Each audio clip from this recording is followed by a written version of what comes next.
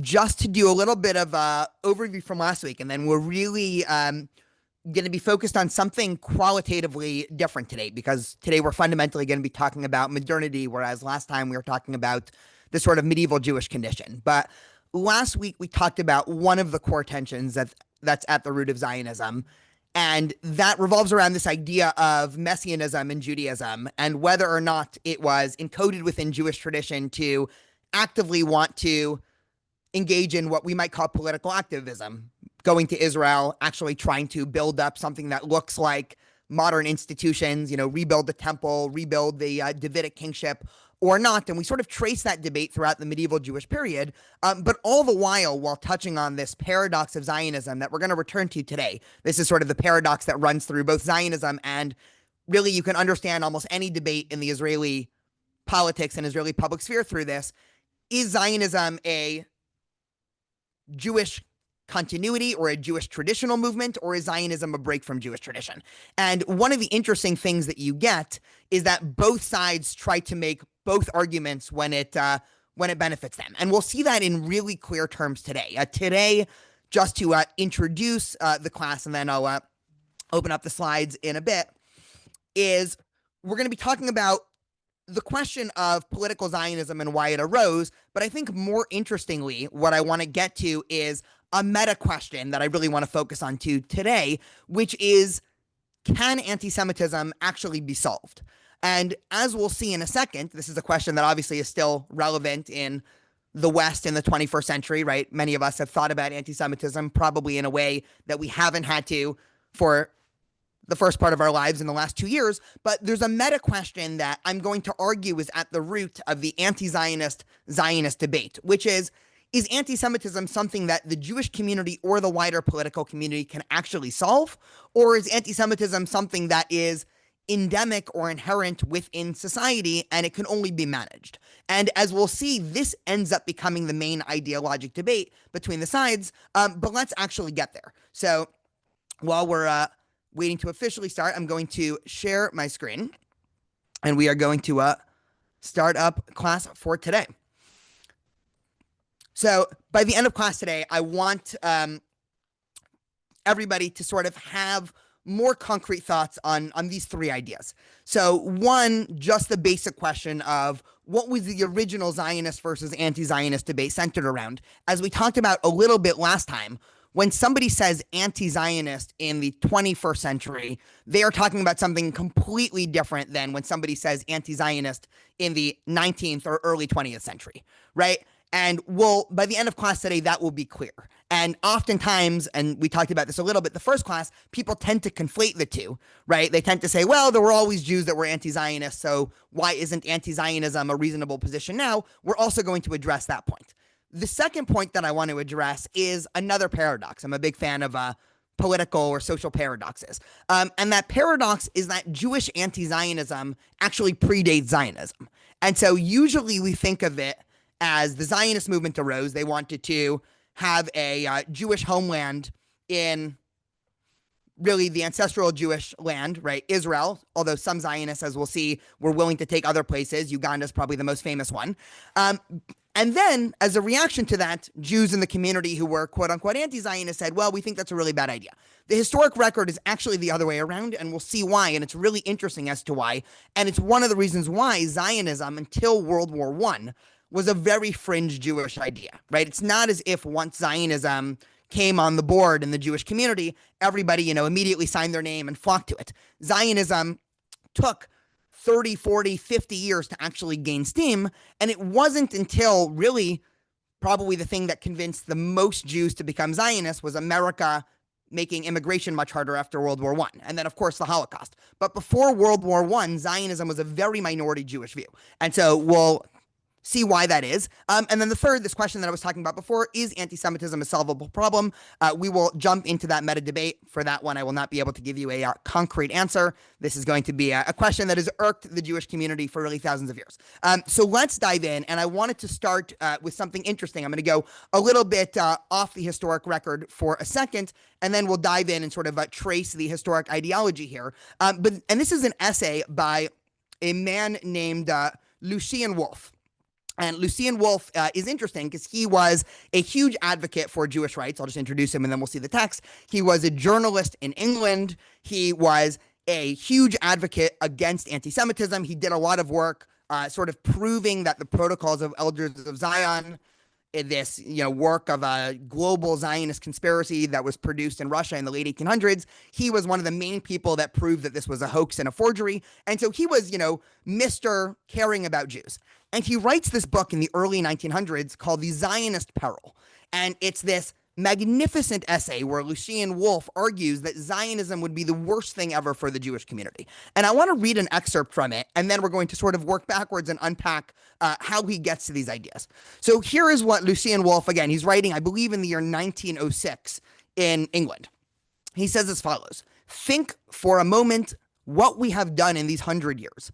Our legal emancipation has been won in every civilized country in the world, and in the lands where we are refused our political rights only by a virtue of a retrograde doctrine of nationality, which is itself one of the chief inspirations of Zionism." So already he's saying one thing, and this will require a couple more slides to fully unpack, but he's saying, listen, life for Jews, right, he's writing in 1906, has just been a pure progress for the last 100 years, ever since emancipation in Europe. We'll talk all about emancipation on the next slide, so don't worry. But after countries started emancipating Jews and offering Jew citizenship and being governed by something that looks like modern liberalism or liberal democracy, in other words, individuals have rights, Jews aren't viewed as a collective, they're viewed as individuals, Lucien Wolff is saying, this is great.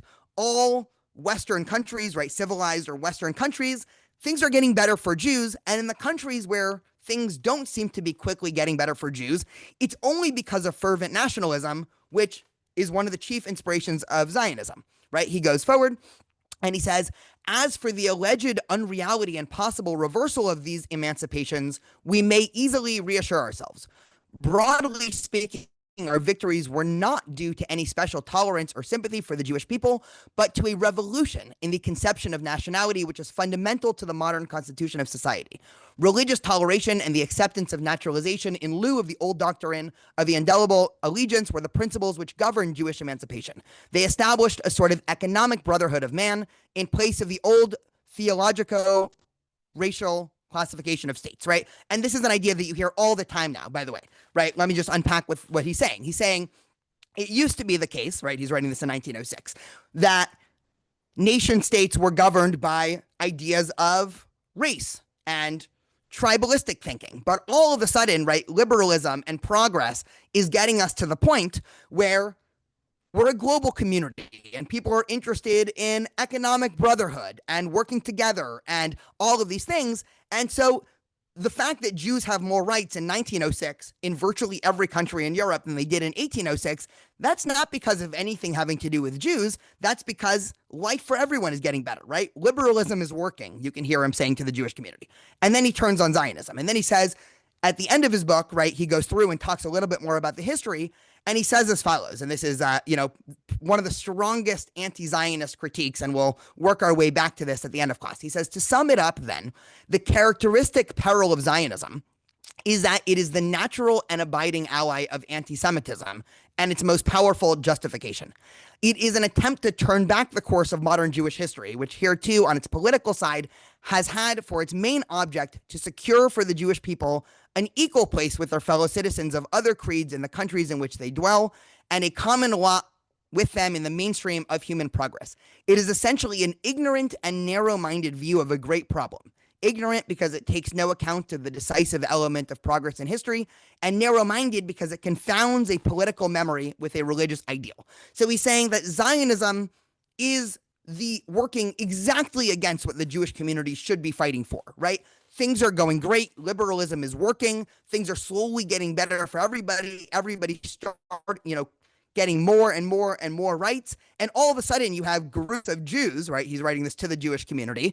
And the Zionist movement was especially active in places like England, right? Think, Balfour Declaration was just 10 years later, right? So the Jewish community was very both politically and philanthropically active in the English Jewish community. And he's writing to them and he's saying, you guys are actually aiding the anti-Semites. And we'll see exactly precisely why he's making this argument in a minute, right? He goes on and then he accuses Zionists of being anti-Jewish. So he says the temporal power of Judaism was a stage in the religious progress of the world, the product of conditions which have passed away forever. To try to reproduce it now would be like trying to breed fish in an exhausted watercourse. So he says, yes, there was a time when Judaism had rootedness in a land with political power, but that was a long time ago, right? Those days have gone extinct, right? It would almost be like trying to say, well, there used to be a river here. Let me drop some fish and see how they survive, right? The Judaism that exists now, right? You can imagine him saying this, right? 1906, right? It has nothing to do with the Judaism of a nation state and of political structures and everything there. And then he finishes it off. We have to show an example to the nations. We take our stand on the lofty toleration and real universalism of the Talmudic axiom that the pious of all nations have their place in the world to come. Our highest traditional ideal is undoubtedly national, but it is not the nation of a kept principality, but the holy nation of the kingdom of priests.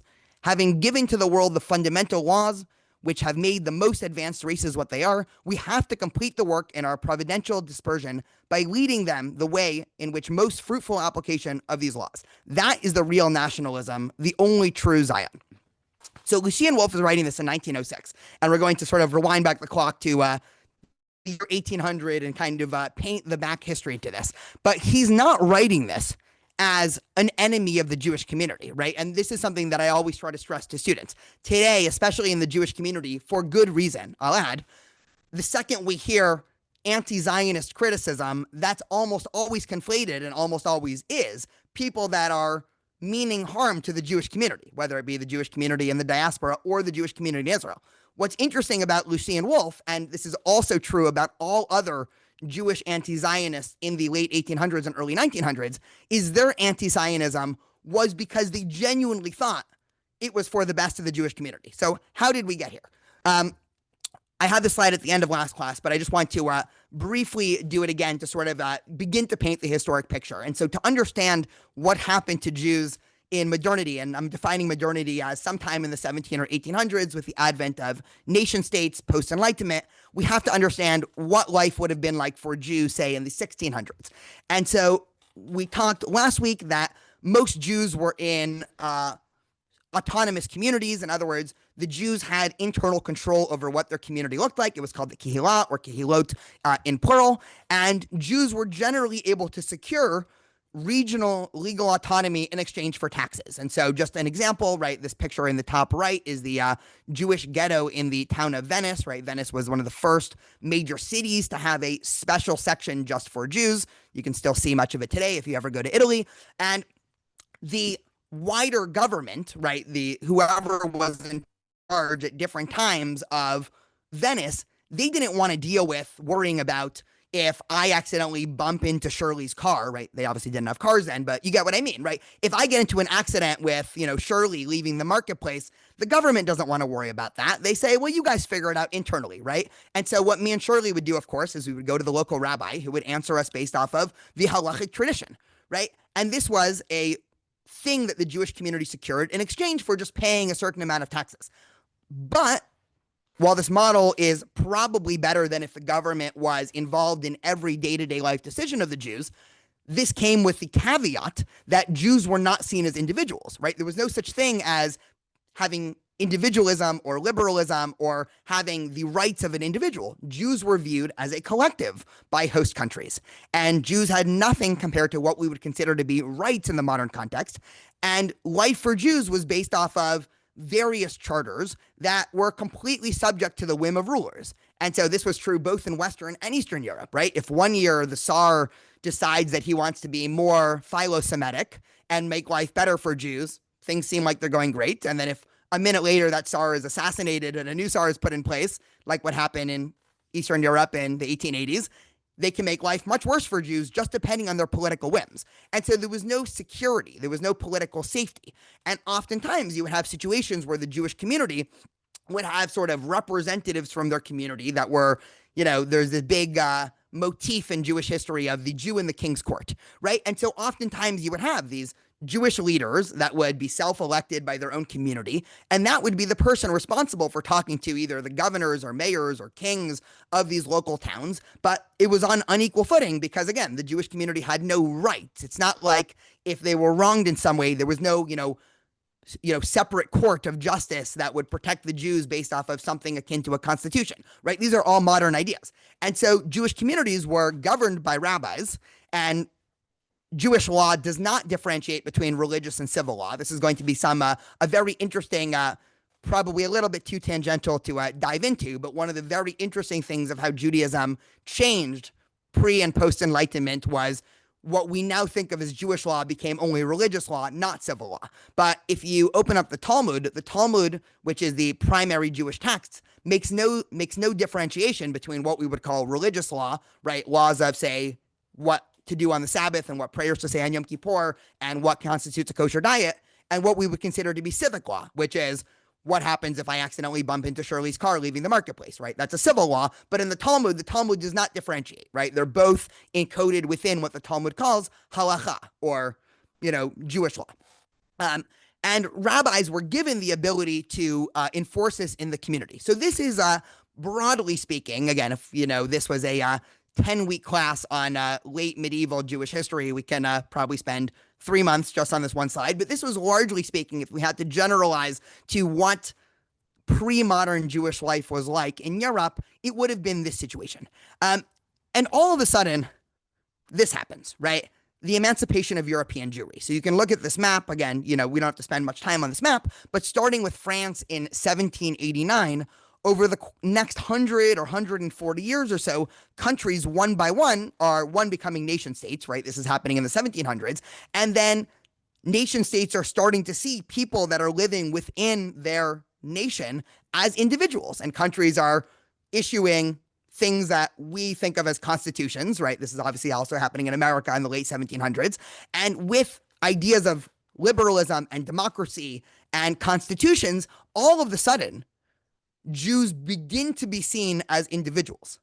But there's a caveat, right? What's the caveat? And this is the best way to understand what was called at the time the Jewish question, right? This would have been all the rage, by the way. If you were reincarnated as a Jew living in the early 1800s in any Western European country, and you were, at any Shabbat table dinner or at any Jewish restaurant or a pub, or, you were talking to different rabbis, everybody was talking about the so-called Jewish question, right? By the way, I'll make an addendum. Today, it's really only anti-Semites who talk about a Jewish question. But in the 1800s, everybody was talking about the Jewish question, right? Jews, not Jews. And the Jewish question was this vague amalgamation of questions that all highlight the wider idea of what is the Jews' place within the modern nation state. To put it a little bit more bluntly, Jews had lived in what was then France or then Germany for 1,000 years, right? Ashkenazi Jews first got to Germany around the year 800, 850, right? France was a similar time. So Jews had been living there for 1,000 years, right? Imagine this. You're a French Jew in the year 1800, and your ancestors had been living there for 1,000 years, right? That's quite a long time. But your ancestors never had any rights. They were always subjected to the whim. So when it was the church, it was the church. And when it was, just local landlords, it was local landlords, right? So they never felt any brotherhood with their non-Jewish neighbors, right? How could they? They actually had laws that were imposed generally by the church that actually forbade them from having specific relations with their Gentile neighbors. And so Jews mostly kept to themselves, right? And then, this is when things were at best, Jews were left alone. When things were at worst, there would be things like the Crusades and pogroms, right? We know all too much about that to spend time going into it. And all of a sudden, in the year 1789, right, French Revolution, France becomes a state. And you can imagine, I'm gonna make this a little bit comedic, but it really represents what happened. Somebody knocks on the door of the synagogue on a Shabbat morning and says, okay, is everybody here ready to completely give up their identity with a international Jewish community, what we would call Israel, right, the people of Israel, and exchange that to saying, well, your first loyalty is to this new country of France. And you can imagine the Jewish community thinking, we've lived in Paris for 1,000 years.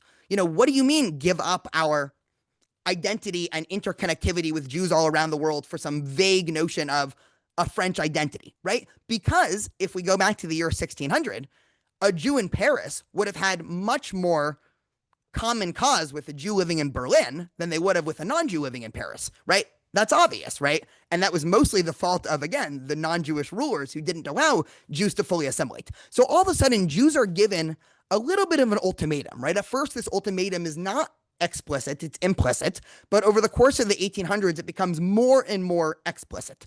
And the ultimatum can be best defined by, again, this quote by an early French Revolution general: the Jews should be denied everything as a nation, but granted everything as individuals. In other words, there was an offer that was given to the Jewish community. Again, sometimes explicit. In France, it was actually pretty explicit. In other countries like Germany, it was more of an implicit offer, which is to say, if you trade your collective national identity as Jews for becoming loyal subjects or loyal German citizens or French citizens, then you can have rights. You become an individual. But on the other side, if you demand to keep your identity, right, if you still want to remain a part of the nation of Jews, then you're not going to be given rights, right? You're still going to be treated as the collective, right? And this is a collective that we're not going to give rights to, right? The Jewish nation has no rights in France. Only Jews who want to act as individuals. So this set upon this huge question in the Jewish community. Right now, for the first time in history, right? It's hard to overemphasize how important of a question this was in Jewish history. The Jews are asking themselves questions. What is our relationship with these nation states? What is my, a French Jew in Paris in the year 1800? What is my relationship? Am I a Jewish person who happens to live in France? Or am I a French person who has another identity called Judaism, right? Am I a French Jew, right? A Jewish person in France or a French Jew? And this would have been a huge tension in the Jewish community. And this question, of course, was both an internal and external question. In other words, the Jewish community was trying to figure this out, and many answers arose. And also, the wider government structures were trying to figure this out, right? Who are these Jewish people, right? Again, the Jews were sort of the epitome of a minority within Western modern nation states. And so they would have been the sort of most obvious case study to try to figure out and test the bounds of nationalism. And roughly three answers emerged to this question from the Jewish community. And this question, again, hinges on the sub-question, right? Which is why I said an amalgamation of questions. But the question is really getting at, what is Judaism, right? What are Jews, right? Who are we? Are we a nation, right? Are we actually a nation that is spread out to the point where if I'm a Jew in Paris, my co-nationalist are Jews living anywhere else?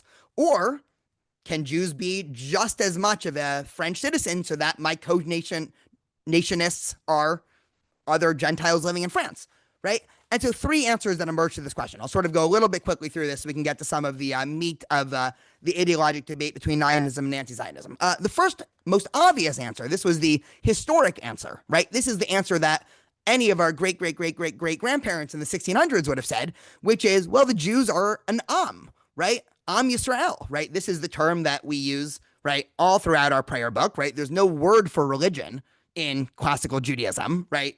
The word religion is a 1700s Protestant term, right? And so Jews would have said, well, we're a nation, right? We are a people, right? Judaism's always had this very interesting relationship between, is it ethnic or is it religious? And the answer is yes on both accounts, right? Judaism has elements of ethnicity and elements of religion, and that's just how Judaism's always functioned. So the first obvious answer said, well, Judaism's a nation, it's a people. But the problem is, okay, well, if it's a people, does that mean that Judaism is going to retain its different set of civil laws, right? Within the context of a modern nation state, if I bump into Shirley's car leaving the market, am I still going to the rabbi? Because we're both citizens of this nation of Israel and we want to be governed by the laws of Israel? Or do we say, no, we're both French. We, of course, have to go to the French government, right? This is a tension, by the way, still in many Orthodox communities in places like America with two different sets of court systems, right? If Jews do decide that they're still a nation, well, then it's not hard to see why they get accused of, well, you are a state within a state, and maybe Jews have dual loyalty. Aha, Jews aren't actually loyal to France. The Jews are loyal to the Jewish nation, right? Again, not a nation in terms of Israel, right? This hasn't happened yet. We're talking about the year 1800, but a nation as in a Jewish nationhood, right? The Jewish nation. And so, whereas this would have been the traditional answer, it became very clear in the 1800s that this answer was no longer tenable for large swaths of the Western European Jewish community. And there became a need by Western European, again, this is mostly happening in places like Germany and France and England, to say, we need to completely change our paradigm of what Judaism is, because this answer is not going to allow us to have emancipation and equal rights. And so, what if Judaism's a religion, right? So this was the first move that that many what's called masculine, right, Jewish Enlightenmentists came out with. And we'll focus a little bit on this answer. And a religion is a very convenient answer, right? Because a religion can coexist inside another national movement, right? What's a religion? Again, religion is based on the Protestant notion of religion, but a religion is some set of beliefs, maybe even, a ritual here or there that you do because of those beliefs, but it's not, a complete way of life contingent with a, universal people that are scattered throughout the world, right? There isn't the same, inherent brotherhood felt by one person of the same religion to another as there is from one person of the same ethnic group to the other, right? Or nation as the other. So this was one answer, and we'll revisit this answer in a second. And then the other answer is other groups of Jews who said, no, Judaism's not a nation or a religion. Jews are just an ethnic group, and because of that, we're completely ready to assimilate into the mainstream. I'll pause for a second, and then we'll go to how Immanuel Kant really started Zionism, albeit accidentally. But before I go to that, any thoughts or questions here just on any of what was happening in the 1800s? Because this is crucial to understanding the next, main camps that grow out of the Jewish community. So I will unshare my screen for a second. I will simply say that this question of, is someone who is Jewish practicing a religion or being part of a nation or part of a particular race, causes all kinds of legal issues today in the United States. It may have been convenient for people to say that in, France in the 19th century, but it causes all kinds of problems here because our laws are based on a religion being different from a race, being different from a citizenship. 100%. Yeah. And the problem is it confounds in all directions because, we know this all too well, but if we only define Judaism as a religion, then much of anti-Semitism that's not religious-based sort of fails to land as anti-Semitism. But if you define it only as a race, that obviously is problematic in other ways. So this is sort of the paradox of Jewish modernity. And, yes, 100%. So let's go on a little bit, and then I'm going to kind of fly through Immanuel Kant. So apologies to Kant, but he would understand. Just so we can get to the next, really how the Jewish community answered. But Kant comes in here because Kant was seen, at least in Germany, as like the Enlightenment thinker par excellence. And so Kant really set the mood in the 1700s for much of how society would, one, see the Jewish community, and probably more importantly, how the Jewish community began to self-reflect upon itself. I'm going to fly through this, and so I apologize just because I want to get to the meat of Jewish thinkers on both sides. But if we know one thing about Kant, it's the famous categorical imperative where, the oversimplistic way is, what if everyone did that? But Kant's moral philosophy was centered around this idea where if something is rational and makes sense, you should want that to be a universal law. And if something is not a universal law, then by definition, it makes no sense.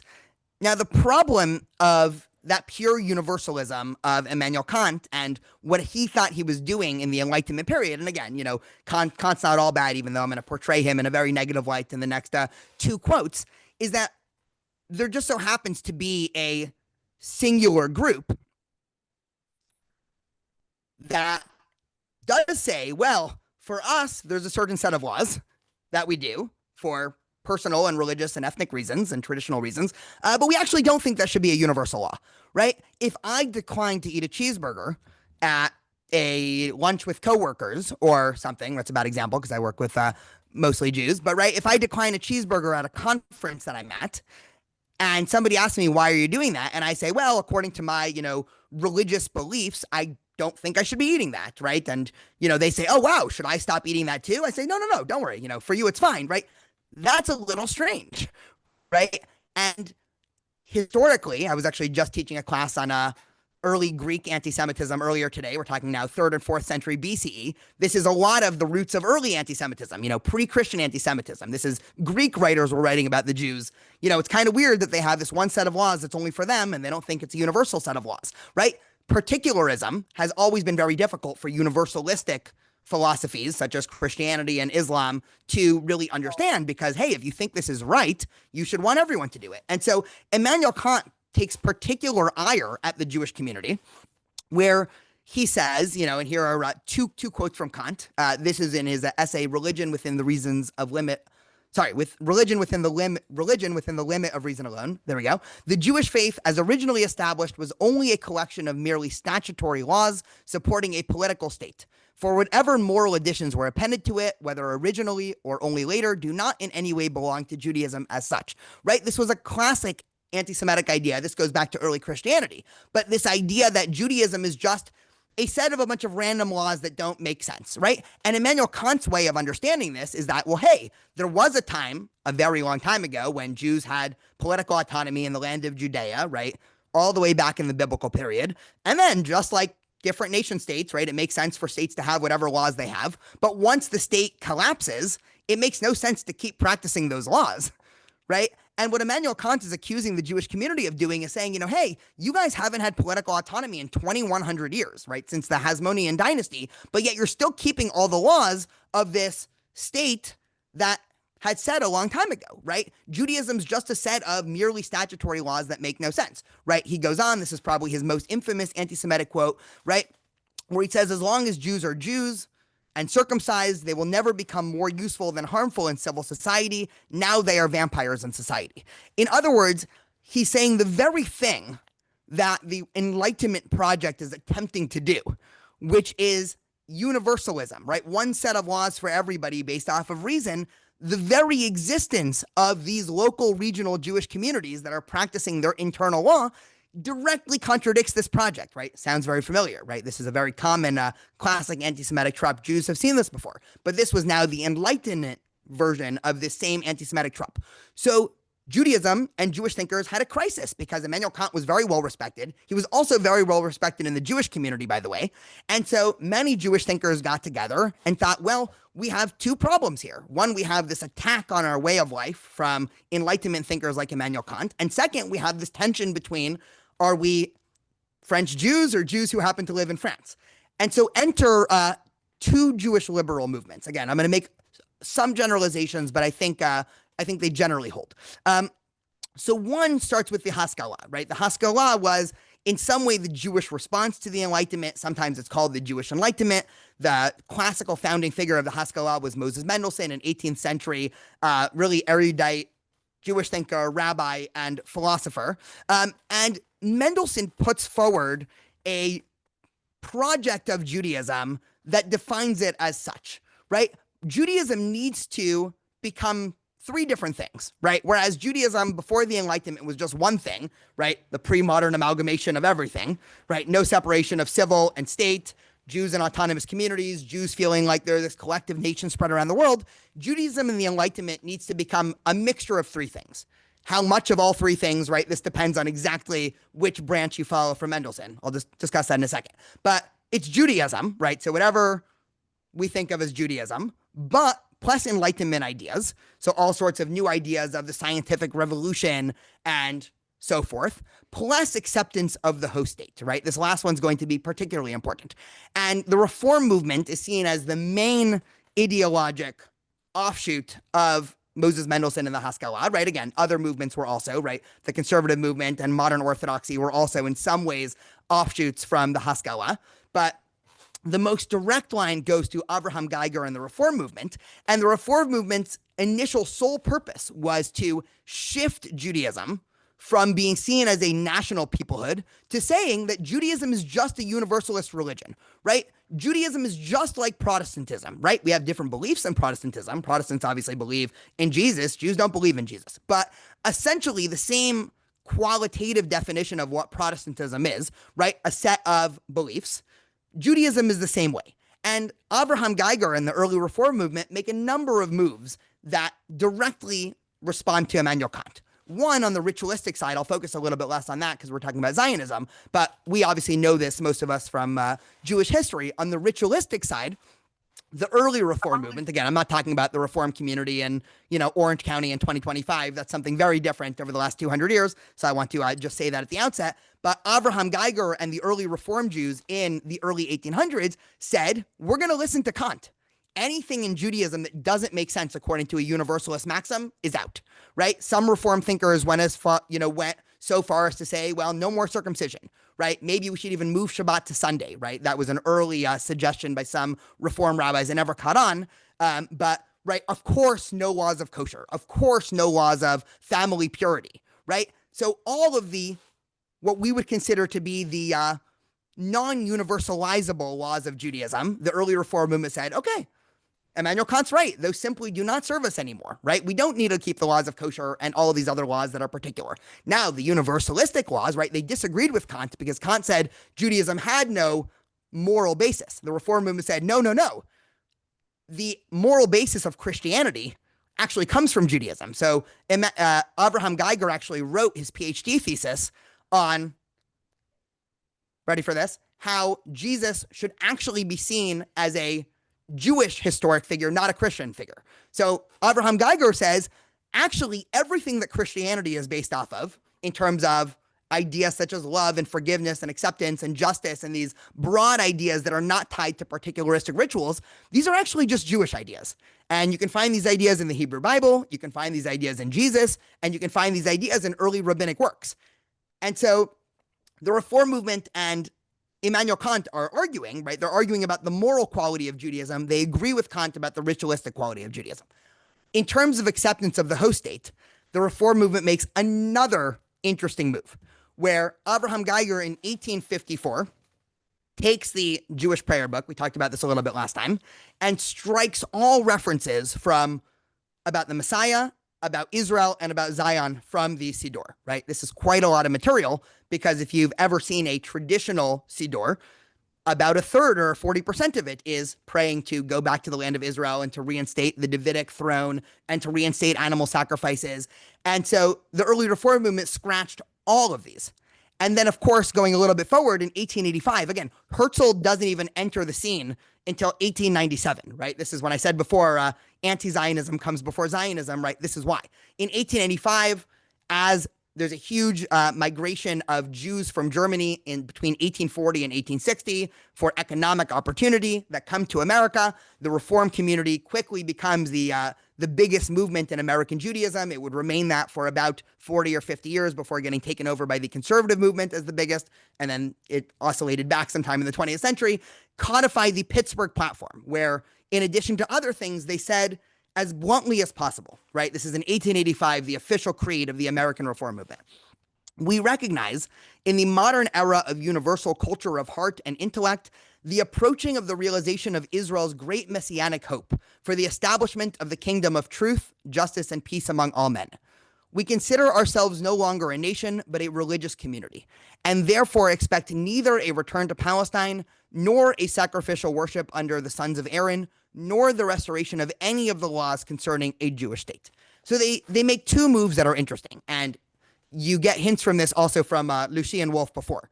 One is they say this messianic idea of Judaism isn't about returning to a land of Israel, right? The messianic idea of Judaism is actually a universalistic ideal, right? Now, this is a very interesting, sort of sub-debate that happens between the Zionists and anti-Zionists, where they begin to argue, what is Jewish messianism actually all about? Is the core of Jewish messianism Jews returning to Israel and building a temple and having, a king? Or is Jewish messianism about the lion shall lay with the lamb and there's no more war and, global hunger ends? By the way, this is still an interesting debate in the Jewish community when people talk about sort of, end times and, messianism and the way in which, on average, you have very liberal Jews talk about messianism and very Orthodox Jews talk about messianism. Not only are they not talking about the same thing, one is talking about a universal messianism and the other is particular. It's very interesting. But this was also a debate between early Zionists on both sides. And more importantly, for the politics, the Reform community says what had been accepted within the Haskalah for the previous 80 years, namely, We're no longer a nation anymore. Yes, because of historic circumstances, we were seen as a nation, and we were a nation back then. But now we're not a nation anymore. Now we are loyal subjects or citizens of whatever nation we happen to be in, right? The Reform community in America did not say we are Jews who are living in America. They're American Jews, right? The Reform community in Germany with Abraham Geiger did not say we're Jews who happen to be living in Germany. They are German Jews, right? The German and the American comes before because that is the main identity. That is the nationalistic identity. And so Michael asked, is the Pittsburgh platform an authentic statement of beliefs? Yes, 100%. And, if we had, 3 hours for this class, we can go through, all the different points of the Pittsburgh platform. It's very short. So if anyone's interested, you can just read through it. But yes, it's totally an authentic statement of belief because, again, many Jews, right? I put this under the header of liberalism. The mainstream Jewish view of educated Jews in Western Europe and by the time we're talking about late 1800s in America was that liberalism is working.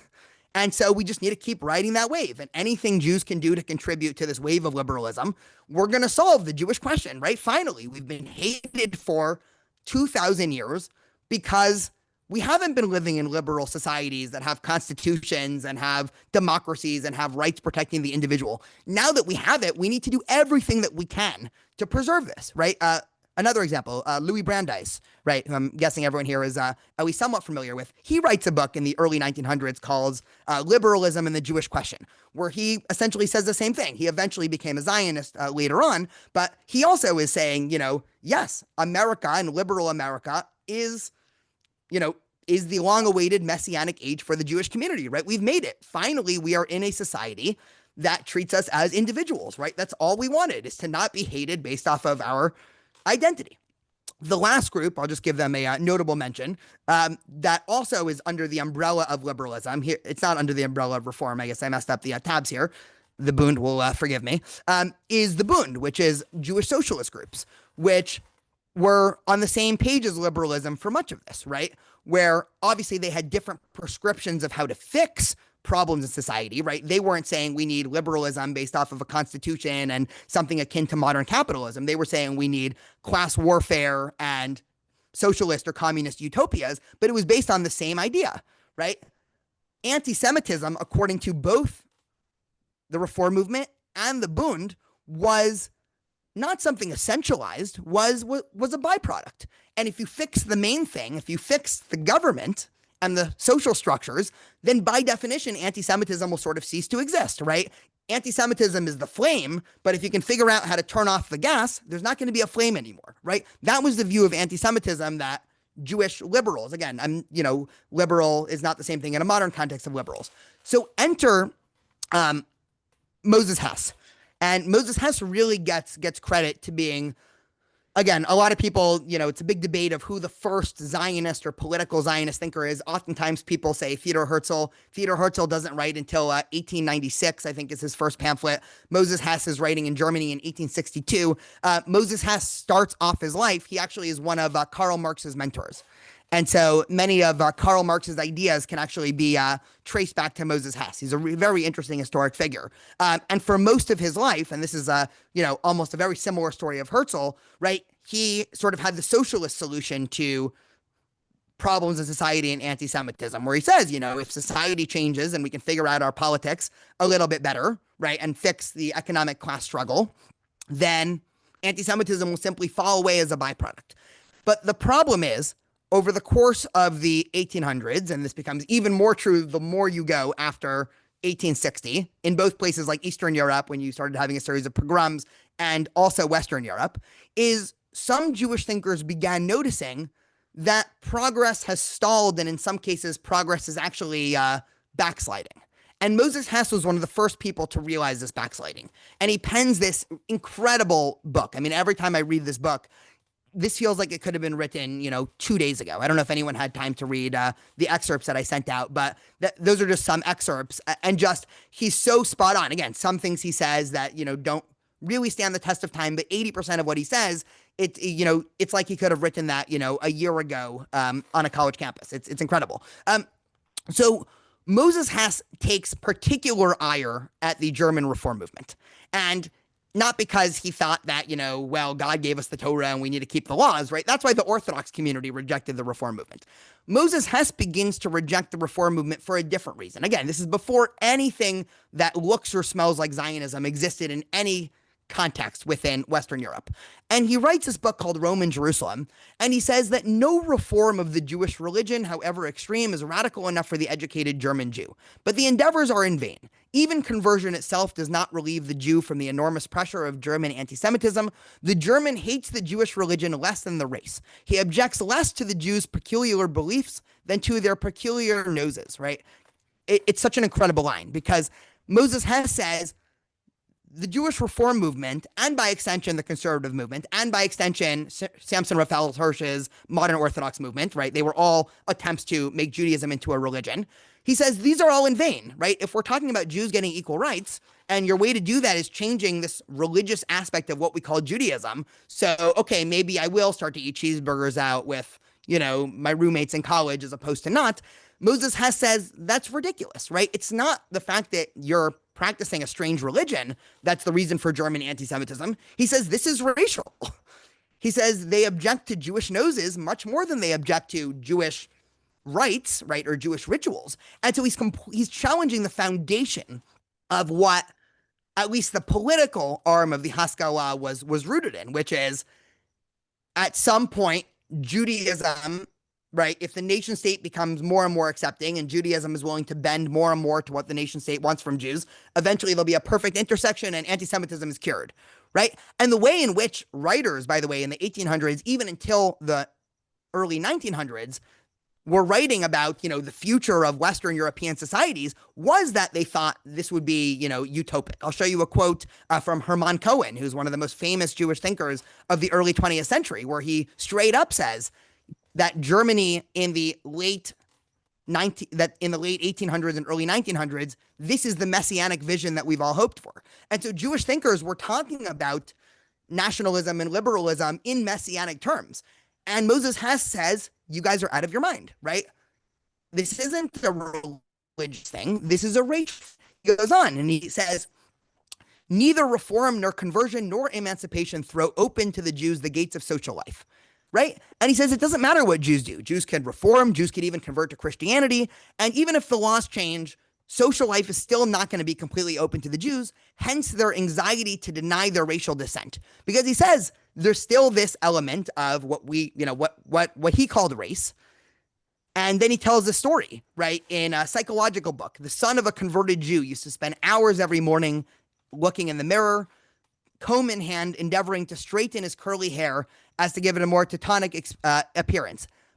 And so he tells stories of, young Jews who are trying to assimilate, and they're literally trying to change their features that make them seem more Jewish. And then he goes on as follows. He says, but as little as the radical reform movement, an appellation which characterizes it so well, inasmuch as it lays the axe at the root of Judaism and its national historic cult accomplished its aim, so little will the tendency of some Jews to deny their racial descent fulfill their purpose. Jewish noses cannot be reformed, and the black wavy hair of the Jews will not change through conversion into blonde, nor can its curves be straightened out by constant combing.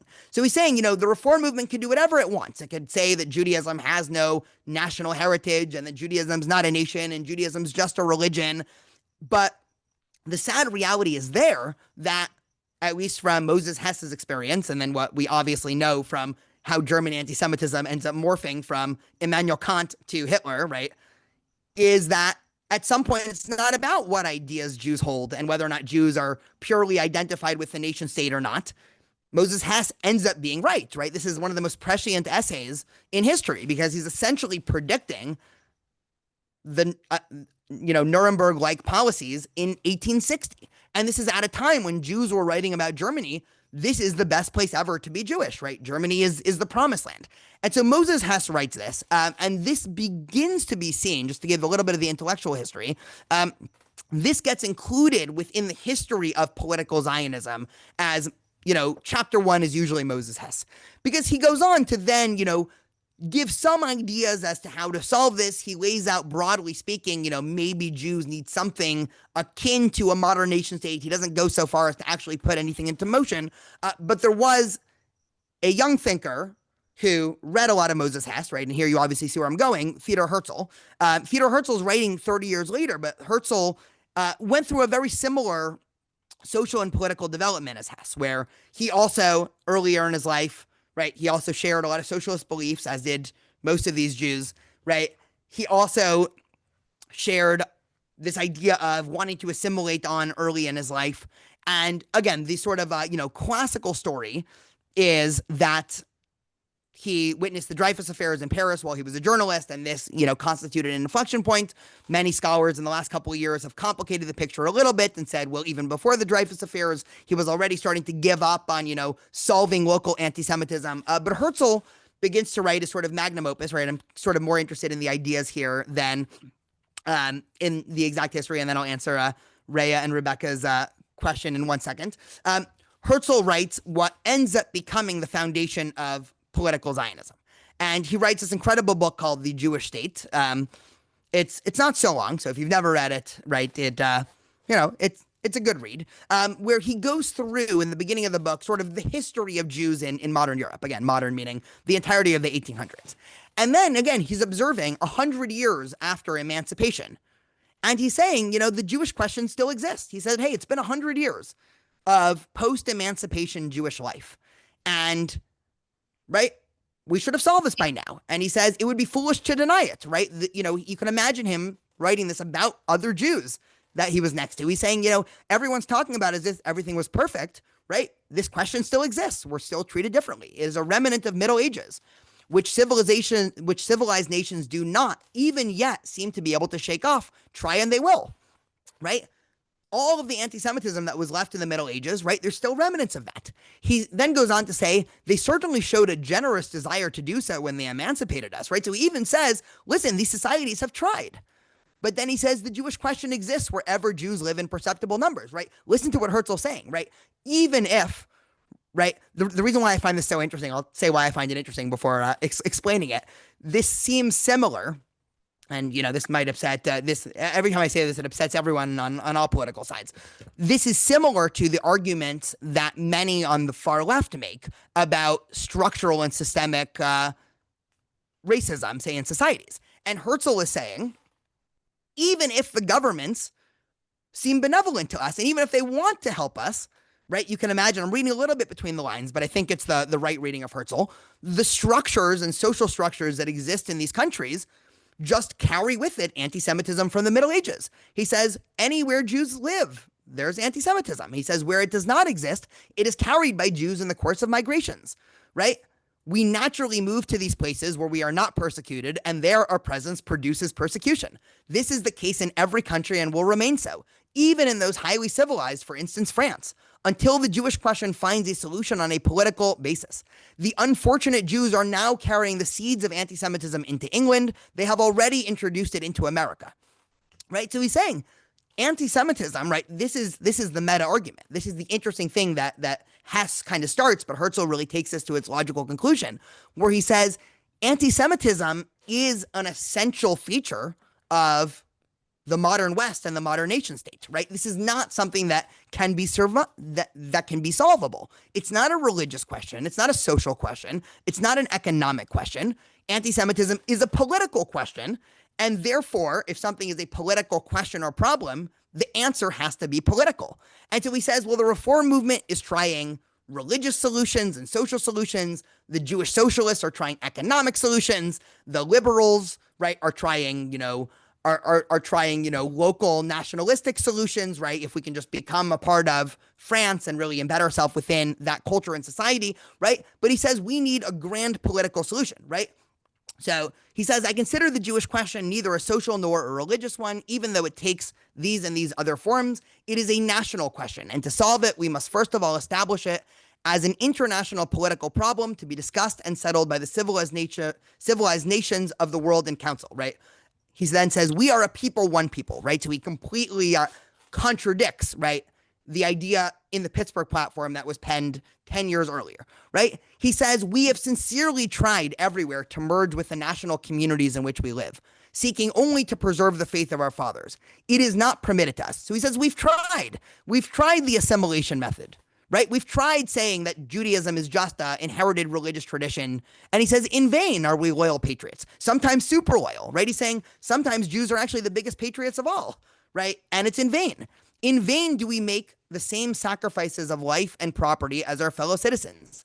In vain do we strive to enhance the fame of our native lands in the arts and sciences, or her wealth by trade and commerce. In our native lands where we have lived for centuries, we are still decried as aliens, often by men whose ancestors had not yet come at a time when Jewish sighs had long been heard in the country. It's an incredible line. He says, we've lived here forever.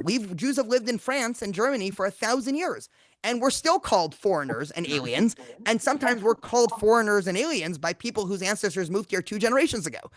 And so he's saying this is clearly not a solution that's going to fix itself. So then, of course, this is the backdrop to entering into his political project where, sort of setting up his question almost implies the answer, where then he goes on to say, okay, well, if we've tried solving this through social means and it hasn't worked, and religious means and it hasn't worked, and economic means and it hasn't worked, the only thing left is a national solution to the Jewish problem.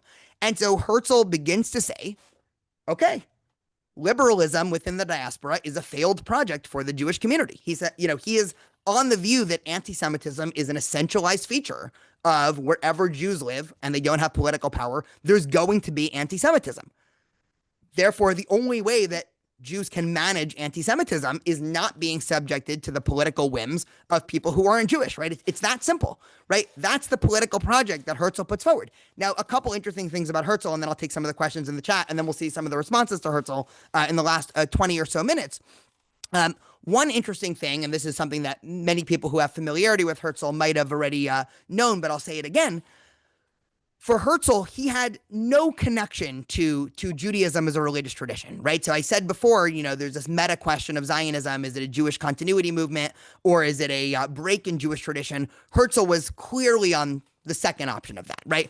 Herzl's Zionism was, in his mind, a complete break with Jewish tradition. We'll see next week the sort of meta debate that was within the Zionist camp of Jews who very strongly pushed back against Herzl. But for Herzl, he didn't want, the Jewish state to have really anything that reeked of Jewish religion and culture, right? He didn't want it to be a Jewish language, so he rejected it being Yiddish, right? This is before anyone even thought to revive Hebrew, right? He didn't want, the emblem to be a historic Jewish one, right? That was a big debate. And so all Herzl wanted was political autonomy for Jews, and Jews to be able to self-govern themselves, right, within the context of a nation state. So much so that, again, when the British government proposes Uganda, right, this is sort of the famous episode that many of you are probably familiar with, what's called the Uganda scheme, Herzl and his side on the Zionist camp were willing to say, well, great, we'll take Uganda, right? We don't need it to be in, this Jewish historic area, right? We're not connected, right? We're not wedded to any messianic ideas of a Jewish return to Israel or anything like that. We just need political autonomy, right? That's exactly what we need. All right, let me pause for a moment for some questions. So Ria asked, were Germans influenced by Luther? Yeah. So Martin Luther many scholars of the Holocaust connect the virulent nature of German anti-Semitism to Martin Luther, and especially the racial component. So yes, spot on. I'll add one more very, very interesting chapter of Jewish history in terms of Jews as a race and when Jews began to be seen as a race. Because if you were in Europe in the 1200s, Jews were seen as a religion, right? So, how do I know that? Because if a Jew who was living in Christendom converted to Christianity, they were fully accepted. That's actually what Christendom was trying to do, is convert Jews to Christianity. Something interesting happens in the 1400s, specifically in Spain and Portugal, but it also affects other countries in Europe, where the Alhambra decree in 1492, and then 5 years later in Portugal, the Jewish community was given this ultimatum, right? This is the Spanish expulsion. Either convert to Christianity or you're going to be kicked out of Spain. And so 1/3 of Jews leave, right? This is the great Spanish expulsion. 2/3 of Jews, about 250,000, say we're going to stay in Spain and convert. We know that, some of those Jews may be genuinely converted. Some of those Jews pretended to convert, right? We called them Judeo-conversos. And some of those Jews, again, just the nature of Jewish identity, right? Here's the example I always give to students. Let's say I was in Spain in 1492 and I was offered that ultimatum and my life is pretty good, let's say. And so I don't want to leave Spain, right? And again, it's not just, leaving and here's a nice ticket to the next country, right? You lose your house, you lose your livelihood, right? You don't get to empty your bank account and take it with you in a nice debit card, right? It was a lot harder than just, leaving. Not to mention half your family's probably staying because they decided to accept the conversion ultimatum. And so let's say I decide I'm going to convert to Christianity, but genuinely, let's say I actually don't care much about Judaism. So I'm not going to pretend, I'm not going to light, Shabbat candles in secret and continue to eat matzah, right? Like many Jews continue to do. I'm all in on Christianity. But then the church gets notice of Jews who are living in Spain that are still continuing to practice Judaism in secret. So they set up the Inquisition. And the point of the Inquisition was to try to figure out, okay, who is still practicing Judaism and who genuinely converted. And so first they go after Jews who they're fairly sure are still practicing Judaism. But as the Inquisition gets stricter, they start to watch what Jews are doing in their everyday life. So let's say I just never eat pork, right? Because I grew up Jewish. I don't know how to cook pork. I never had it growing up. I, don't really like the smell of it, right? It's not a religious opposition, right? I'm saying this as a Jew living in Spain in 1501. I've just never had pork in my life. But the Inquisition realizes, and they have a monitor at the market, and they realize Daniel, who was a Jew, is never eating pork. So all of a sudden, the Inquisition begins to suspect me. Are they suspecting me because of my religious beliefs? No, because of my ethnic beliefs. They're tracing my lineage back, and they're saying, well, Daniel comes from a Jewish lineage. Over time, as the Inquisition beefs up over the next 100 years, Jewish identity in the face of the Inquisition switches from being a religious identity to being a lineage or an ethnic, or, later on, people will use the term racial identity. So Jewish identity begins to flip in the face of anti-Semitism and persecution from being primarily seen as a religious identity in the 1200s to then flipping during the Inquisition to be seen as an ethnic identity, to then flipping again in the advent of modern nation states to becoming a religious identity again, and then being flipped back by the Zionists to being a nation identity again. And we ask, why are people confused when we say, give Jews a definition, right? It's because this definition, right, continues, right? So that's the one interesting thing. That's probably information about that one question, but I think it's a very interesting history there as well. And then Rebecca's probably right also, right? Jews began to enter the market and competition, and that obviously probably wasn't great for the mainstream. Not to mention again that Jews were quite successful oftentimes, right? So if all of a sudden Jews are entering into fields like, banking and medicine and being fairly successful, right, that also sparks, jealousy, which is a part of this. I don't want to overinflate how much it's a part of it, but I think that's certainly part of the story as well. Any other thoughts or questions about Herzl's Jewish state? And then we'll see at least one scathing reaction to Herzl in a second. I just wanted to say I find it so interesting that Herzl, um, he managed to hit something that even African Americans realized in the aftermath of the Civil War, which was that, listen, this sort of oppression, this racism is ingrained in these institutions, right? We need to have sort of our own body politic, our own state, which is why Liberia ended up becoming a project in Africa, right, for the Americas, and something that even Abraham Lincoln considered for a little time was, hey, they're never going to be, African Americans are never going to be part of this country. They're never going to have the right to vote. This is early on in the Civil War. So why don't we just set up this colony in Africa, right? And just, they can have their own country, right? And have their own body politic, and we can just have our own. But then obviously that started to change during the Civil War. But I think Theodore Herzl really hits on something that many people that are oppressed realize throughout their oppression. Yeah, that's the thing that, when I kind of alluded to before, whenever I say this about Herzl, everyone gets upset. Probably one of the most controversial articles I ever wrote in my life. Every time I talk about this, I have to list the article. It was in 2021. In 2021, there was, nothing compared to what we saw post October 7th, but in May of 2021, there was a skirmish between Israel and Hamas. And a lot of what we saw in terms of post October 7th anti-Semitism started in May of 2021, especially, on campuses and such.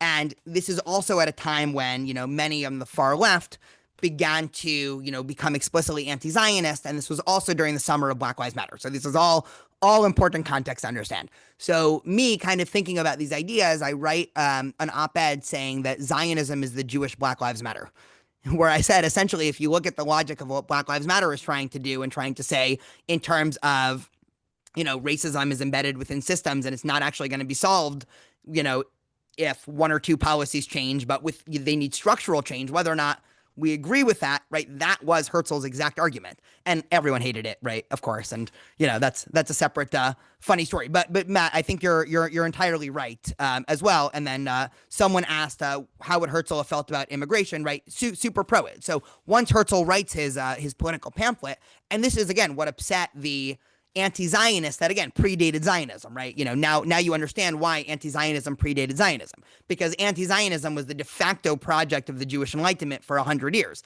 And it was the Zionists who were coming and saying, hey, your project isn't working. Your project's going to fail, right? Starting with people like Moses Hess. If we're talking about Eastern Europe, Leo Pinsker, who writes Auto-Emancipation after the pogroms of 1881 that inspire tens of thousands of Jews to actually make the first aliyah to Israel, right? This is again pre-Herzl. And then finally in Theodor Herzl, where he says, guys, we have to give up on this. We're not going to solve anti-Semitism based off of religious or social changes. And so Herzl then convenes the Zionist Congress and starts this, huge mission to raise money for Israel. Again, it was still the Ottoman Empire. And so the early Zionist movement before World War I, when it became a British colony, just was a money raiser, and they just bought up as much land as possible, right? There were poor Arab farmers that were living on the land, but everything was owned by the Ottoman Empire. The Ottoman Empire bankrupted itself over the course of the 1800s after entering a series of wars. It's one of the reasons why they even joined World War I eventually, but they were bankrupt. The Zionists were coming in, right? They were all philanthropists. And so the early Zionist movement in the early 1900s was able to offer a lot of money for land that was not, the nicest of land. And then they would encourage immigration from young Jews all over the world to come build the land. We asked non-Jews also. So Herzl, interesting enough, Herzl was completely in favor of anyone moving there. Herzl actually writes a book. I started class with this last time, but I'll give another angle of the book. His book, Alt New Land, or Old New Land, where he writes about, what the state of Israel, he wasn't calling it Israel, but what the Jewish state would eventually look like. And it's a socialist utopia, rooted in, Jews being politically in charge. But one of the things that he writes in his book is that because the Jewish state will be so successful, it will naturally attract people and raise conditions for everybody all throughout the Middle East. And so he was, even within his political project of Zionism, he said, well, this is going to be good for everyone, right? This isn't only going to be good for Jews. He said, yes, we need this because anti-Semitism isn't going anywhere. But it wasn't a Zionism of screw everyone else, our fists are up, whatever. It was his socialist ideals mixed with his realizing that the only way to solve, or at least in his view, the only way to solve the Jewish question was nationalism and political autonomy. And then, yeah, Rebecca, you're right in terms of why he was willing to accept Uganda, right? For Herzl, right, time is of the essence. And so the second you have an option, right, you take it. And so that was Herzl's view. Again, other early Zionists very strongly disagreed with him and said, you're crazy. If we're doing this, we should obviously do it in our historic homeland, right? One, for practical reasons, right? It's going to be very, who's going to donate money to the Jews settling in Uganda fund, but a lot of people are willing to donate money to the Jews returning to their homeland of Israel fund, right? So that, one, it was practical, but it was also ideologic. If Jews are rebuilding a state, right, it should be our historic state, right, not in some other random place. And so that was a lot of the reasoning there.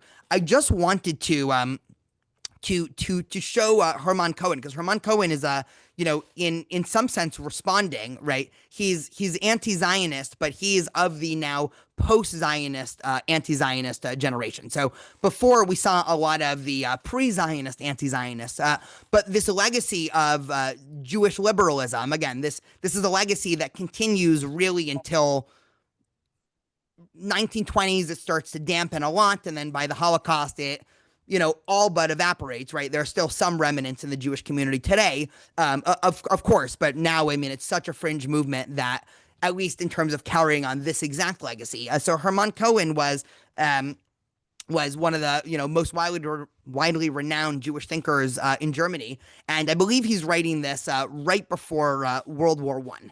And he's bringing back in this talk of messianism, because what he starts to see is a lot of early Zionists start saying, like Herzl is saying, well, we've tried the waiting for messianism, it hasn't worked, so therefore we need to just show up and build our own states, right? It's really interesting. The reason why I wanted to start the first class all about this meta debate about messianism is that in every great Zionist or anti-Zionist thinker in the 19th and 20th century, they're also talking about messianism. So this is also sort of a proxy war about what Jewish messianic ideals are, right?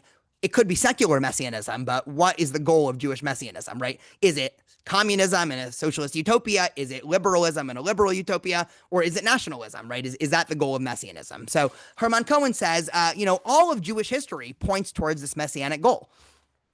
All of our prophets have us living among the nations, and all view Israel's remnant from the perspective of its world mission. So he's saying something interesting that goes back to what we were talking about last time. The first thing he's saying is, hey, we have this very old religious tradition of Jews being spread around the world to essentially be able to spread ideas of ethics and morality, right? This is a long-standing Jewish idea. The Talmud, going back to the 3rd century CE, says, why was Israel dispersed among the nations? And then they say, to bring people closer to God. Now, most Jewish interpreters don't say that means Jews should go out and convert people. What did they say? That Jews should essentially go and uplift basic moral behavior. This is the origin of, many people might have heard of the 7 Noahide laws. This was a Talmudic Jewish idea that, the goal of Jews are not to convert people to Judaism, but it's to make sure people are not rampantly killing and stealing and, killing animals for no reason and everything like that. So Hermann Cohen is saying, the entire point of Judaism is this messianic goal. And he says this politico-religious orientation of ours constitutes, for all practical purposes, the difference between us and Zionism. While the Zionists believe that Judaism can be preserved only by an all-encompassing Jewish nationalism, we are of the opposite view, believing that only a universal mankind-oriented Judaism can preserve the Jewish religion. So he's saying this isn't just an argument about what's going to keep Jews safe, and it's not just an argument about is anti-Semitism curable or not. We're actually arguing about what the soul of Judaism is, right? Like, fundamentally, what is this thing called Judaism? And he says the Zionists are off. The Zionists think that Judaism, in order for it to reach its goal, needs to become more inward, whereas he's saying Judaism needs to reach more outward, right? Universalist. He then says, we love Germany, right? This is when I was talking about some of the Jewish writers praising Germany, right? This is such an interesting thing to read, penned by somebody 20 years before the Holocaust. And Hermann Cohen was a smart guy. We love Germany and all that it stands for, not merely because we love our homeland as the bird loves its nest, but mainly because of our awareness of that innermost accord existing between the German spirit and our messianic religiosity. Their German spirit is the spirit of classical humanism and true universalism.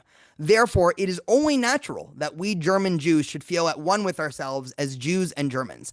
And while the Jews of other countries whose religious life has been fructified by the sciences of Judaism, which has its roots in Germany, we should learn to acknowledge and appreciate Germany's central significance for our moral culture.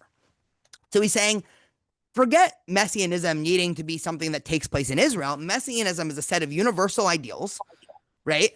And those universal ideals, when applied to nation states, Germany's doing the best, right? Germany, and right, we take this at face value. Germany in 1910, maybe, aside from America, was the best place to be Jewish, certainly in Europe, in terms of the freedom and spirit and all the different interesting intellectual movements, right? The Lehrhaus, which was a huge Jewish center of learning in the early 1900s, right? Most Jewish intellectuals that we, still read today that, pre-Holocaust come from Germany. Most Jewish scientists, most Jewish doctors, Franz Kafka, Sigmund Freud, Albert Einstein, right? Like the list goes on and on, right? These Jews were, at home in Germany, right? They weren't living in, ghettos or shtetls, with separate laws.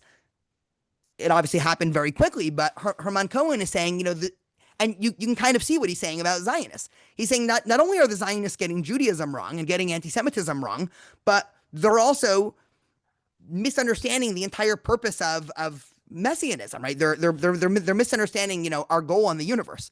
Our goal in the universe as Jews should be to stay in Germany and aid its progress, because Germany is the true messianic spirit of universalism.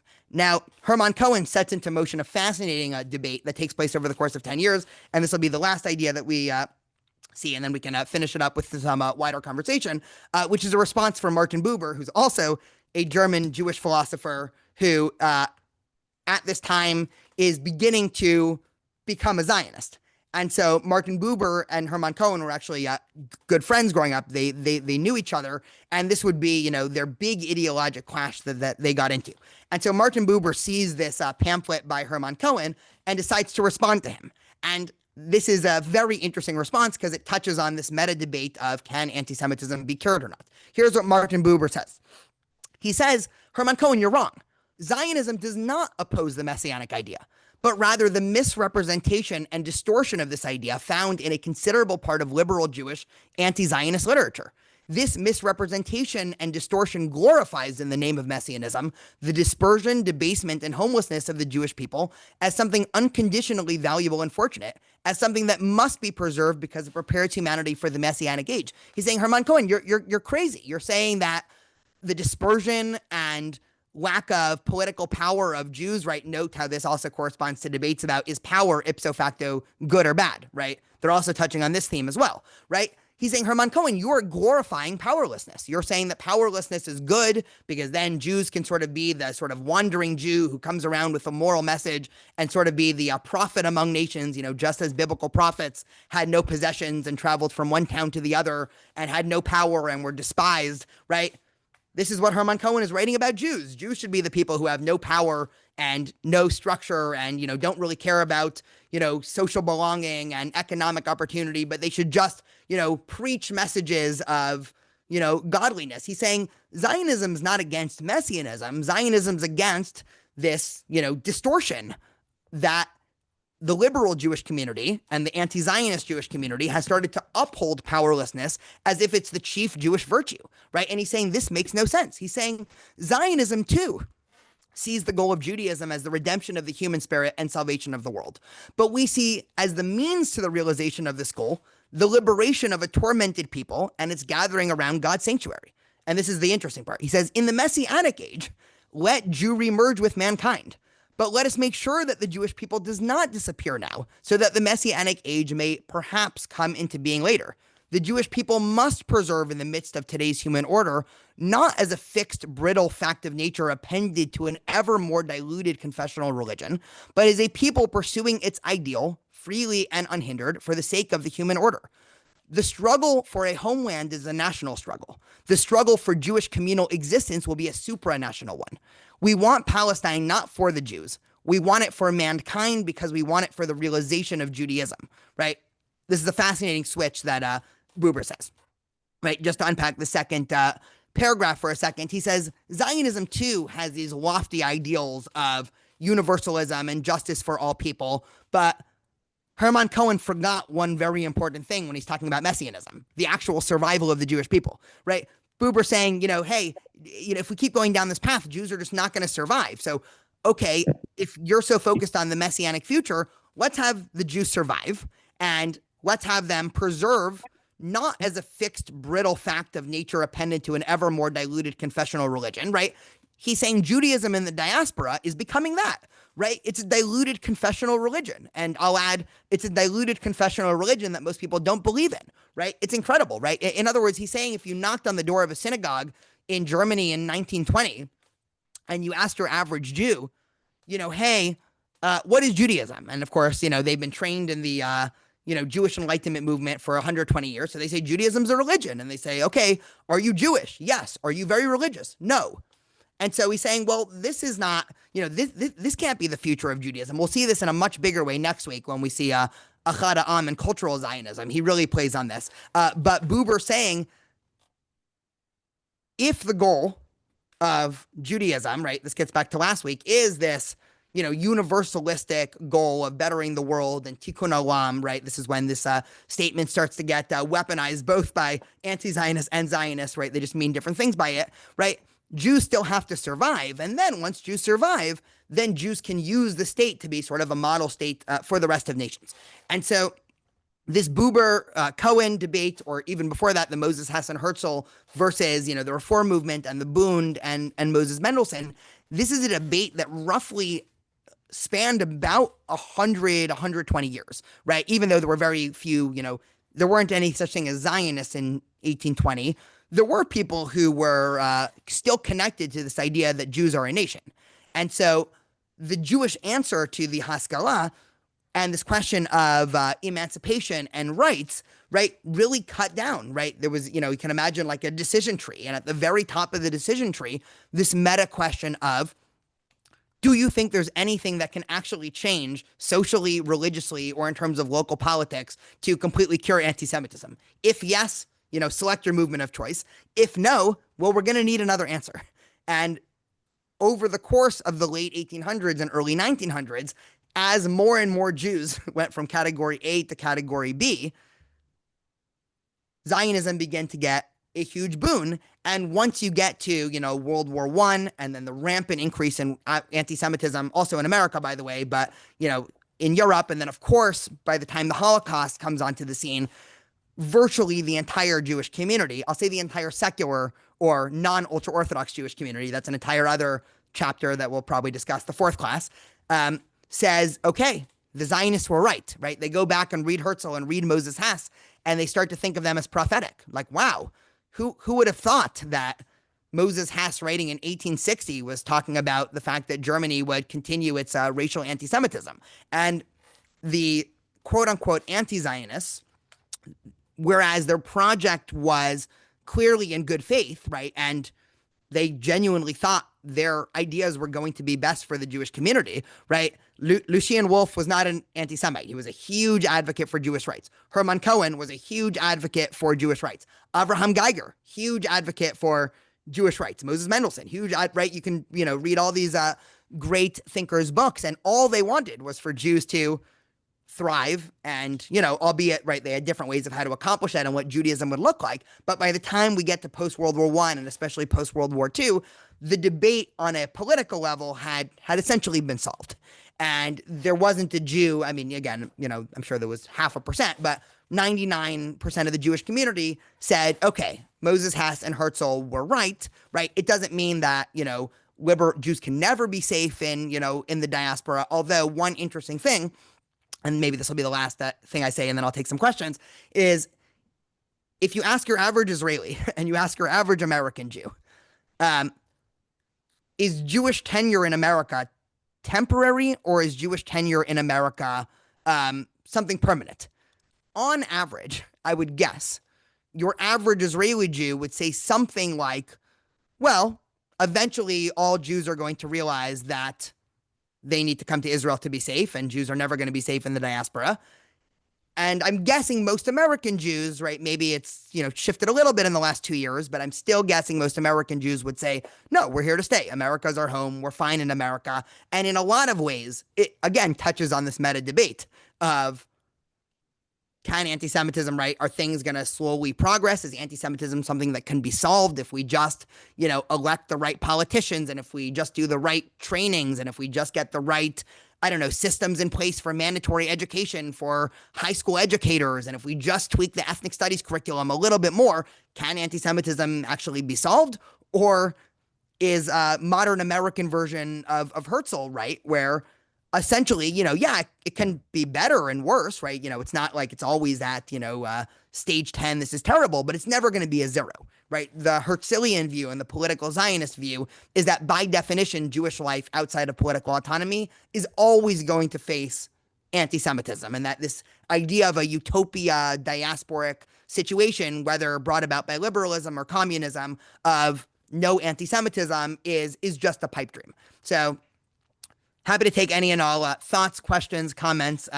Michael just typed something that said that the non-religious Jews say Judaism is a religion. Yeah, it's a very interesting fact of Jewish history. My favorite fun fact: there was a fascinating academic article written by a Jewish scholar named Jonathan Gribetz a few years ago. I'm happy to send it out in an email.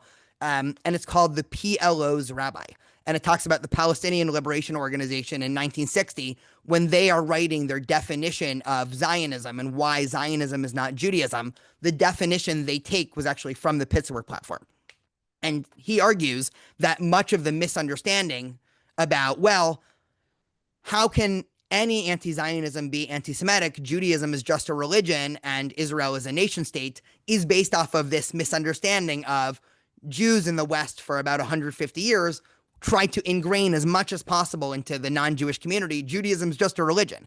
And so he says, well, there's a big tension now when we say, well, Judaism's not just a religion, right? That's true factually and historically, but it actually cuts against what the Jewish community has mostly been saying for the last 150 years, which is why it gets so confusing. But yes, right, very few Israelis would define Judaism as a religion, right? It's, religion is sort of a very modern idea.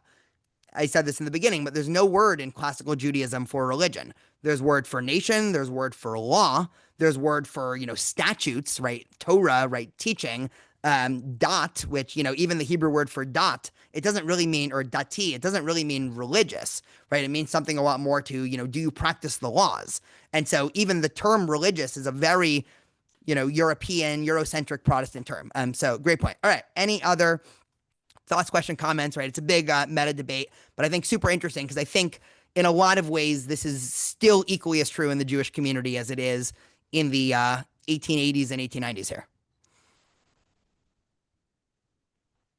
Yeah, so just to, and I think Karen brought up this point last week in terms of the modern iteration of anti-Zionism, and maybe it's just important to talk about it for a second. Once the state of Israel is founded, the entire debate below, much of it is completely moot because the reality is that one, Israel exists. So it's not a question of do you divert, Jewish political capital. One of the things that Lucian Wolff was particularly upset with, and you can go read his book, Zionist Peril. It's a fascinating book because one of the things that he's the most upset with, which totally makes sense.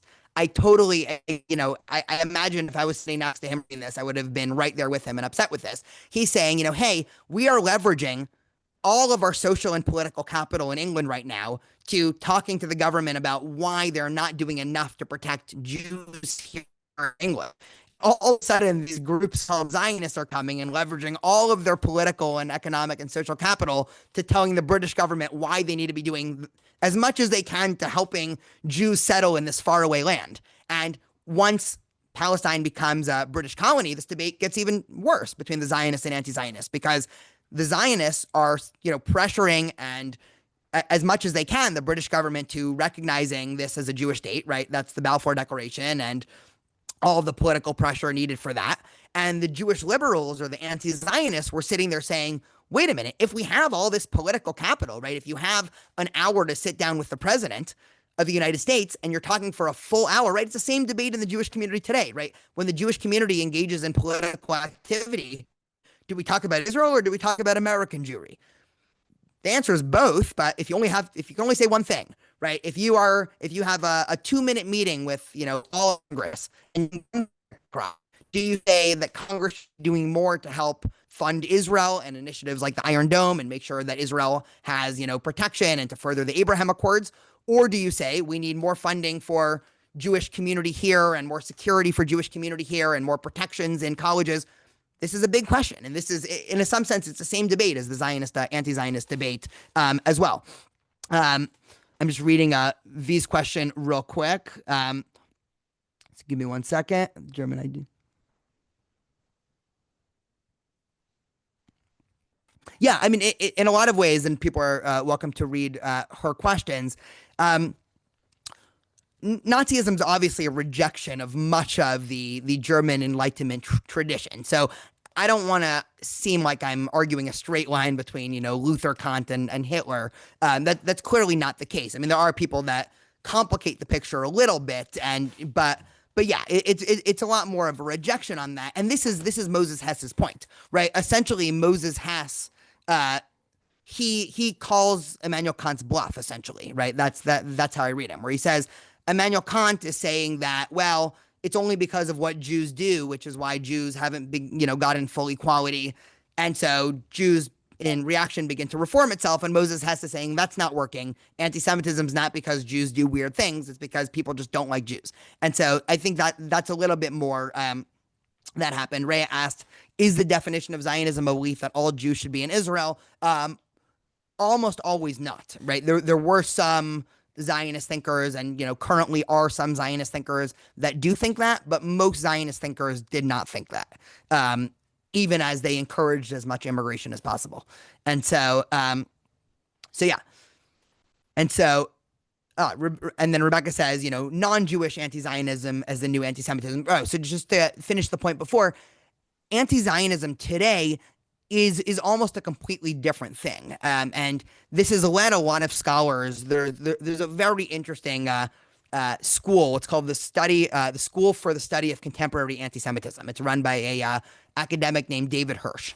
It's in I'm forgetting where it is, but you can easily look it up. And he has this very important article where he says that there's actually two different things we're talking about when we talk about anti-Zionism. One is anti-Zionism with italics, and what he means by that is this is not some normative view of being against something real. And then there's anti-Zionism without italics. So let me just define both of this. Everything we talked about today was anti-Zionism hyphen no italics. In other words, this was a principled philosophic opposition to something that really existed. In other words, there was this meta debate within the Jewish community. Should Jews retain national identity, or should Jews give up national identity? And the anti-Zionists were on one side of that debate. We might all disagree with them. We might sit here in 2025 saying, well, they clearly were wrong, right? History proved them wrong, right? That is my view, in case anybody's confused. But it's at least a very reasonable view to have held back then, right? That's right. What David Hirsch says is now a lot of what we're seeing is anti-Zionism, no hyphen, all italics. And he defines it as such because that means it's not anti some normative position. It's this entirely other creation, much of its roots in, say, the Soviet Union and such, that really used a whole bunch of historic anti-Semitic stereotypes and just applied it to the modern nation state of Israel. And they call that anti-Zionism. So the idea that Israel is a neo-Nazi, white supremacist, colonialist, imperial power, that's not, some normative anti-Zionism, right? If somebody says that and the response that they get is, hey, you're being anti-Semitic, and then and they say back, well, how can I be anti-Semitic? There were plenty of anti-Zionist Jews in the early 1900s. That's two different things, right? That's a category error. And I think this is important to highlight because so many people get this wrong. There is a reasonable debate to be had among all of the different meta lines that I drew right now. Again, even in a lot of ways, the debate between, I'm guessing most people here, are living in America and plan to stay living in America and generally think that our lives are safe living in America. That's an ideologic position, whether we like it or not, right? By me deciding that I'm going to, renew my lease in Irvine and live here for another year, I'm essentially saying I believe I will be safe as a Jew living in Irvine for another year. If I didn't, it would be stupid for me to live here. So I'm essentially taking a position in this debate for at least the short term. I am thinking that I can, manage anti-Semitism to a reasonable degree in my life. So that's the lasting relevance of this debate, not somebody demonizing Israel and throwing, the whole kitchen closet of anti-Semitic conspiracies. Israel just wants to kill babies and, all of that. That's something else entirely. And then yeah, once Israel exists, right? And then, maybe this will be the last thing unless there's other questions. But once Israel begins to exist, this debate in the Jewish community essentially ends in terms of, you don't need to debate about whether or not you want to create something once that thing is already created. And so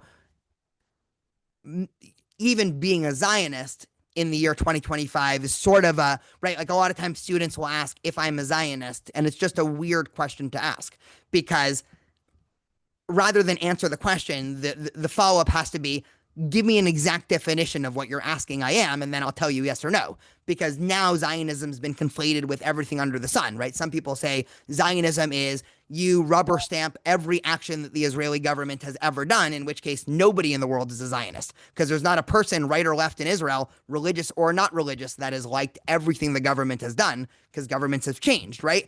If Zionism is just continuing to want the nation state of Israel to exist, I would argue that 99% of Americans are Zionists, right? Right. That's a very broad definition. And so between those two definitions of rubber stamping everything Israel's ever done and just wanting Israel to exist, there's a lot of gap in between there. And lots of times when people ask if you're a Zionist, if they're just asking, are you between those two lines, then the answer is always going to be yes. If they're asking something more specific, that's why I think it's important to sort of highlight it. But again, the anti-Zionism of the modern far left has almost nothing to do with this, aside from the terms, right? Again, right?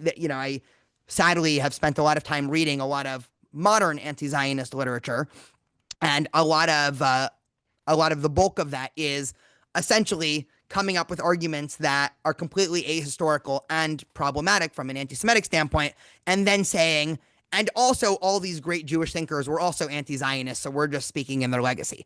And it's kind of sad to see that because it's two completely different things. And understanding this history better, I think, prepares us more for when we see those modern claims.